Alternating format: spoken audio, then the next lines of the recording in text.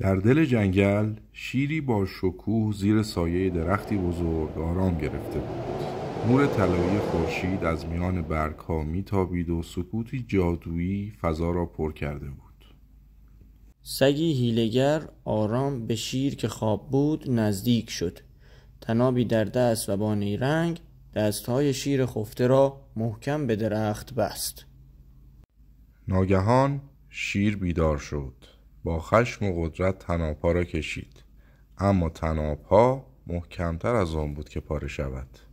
در همین هنگام خری از راه رسید. نگاهش پر از تردید بود. نمیدانست باید شیر را آزاد کند یا از او دوری کند. شیر به او وعده داد اگر طناب را باز کند نیمی از جنگل را به او بدهد. خر سرانجام تصمیم گرفت طناب‌ها را باز و شیر را آزاد کند. شیر تکانی به خود داد و غرش بلندی کرد.